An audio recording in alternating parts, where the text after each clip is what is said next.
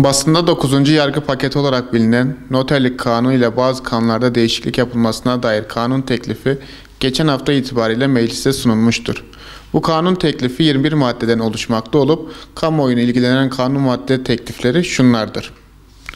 Meclise sunulan bu kanun teklifiyle birlikte Avukatlık Kanunu'nun 16. maddesinin 2. fıkrasında değişiklik öngörülmektedir. Daha önce kamu görevlisi avukatların stajına ilişkin düzenleme yönetmeliğe bırakılmış ise de Anayasa Mahkemesi'nin iptal kararı gereğince bu hususa ilişkin düzenleme kanun teklifiyle kanunda düzenlenmiştir. Bu kanun teklifiyle birlikte Medeni Kanun'un 27. maddesinin 2. fıkrası ile 166. maddesinin 4. fıkrası Anayasa Mahkemesi tarafından ad ve soyadın mahkeme kararıyla değiştirilene dair ilanın kapsamı ve usulünün belirli olmaması ve ortak hayatın yeniden kurulamaması nedeniyle boşanma davası açabilmek için geçmesi gereken sürenin uzun olması nedeniyle ilgili hükümler Anayasa Mahkemesi tarafından iptal edilmiştir.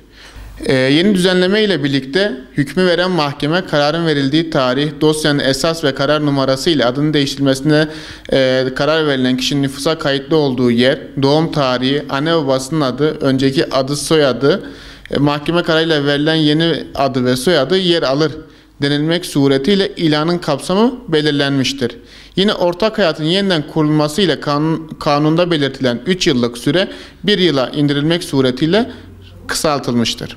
Meclise sunulan bu kanun teklifi ile birlikte Türk Ceza Kanunu'na yeni bir madde eklenmek suretiyle yeni bir suç ihdas edilmiştir. Türk Ceza Kanunu'nun 339. maddesinden sonra gelmek suretiyle 339'a A, devletin güvenliği veya siyasal yararı aleyhine suç işleme başlığı ile yeni bir suç tipi düzenlenmiştir.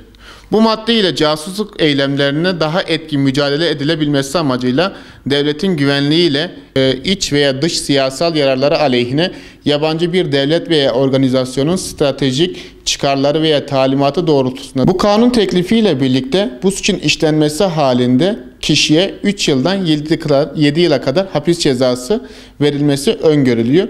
Bu suça ilişkin fiilin savaş sırasında işlenmiş veya devletin savaş hazırlıkları veya savaş etkinliği veya askeri hareketlerine ilişkin tehlikeyle karşı karşıya bırakılmış durumunda ise bu suç 8 yıldan 12 yıla kadar bir hapis cezasını öngörmektedir.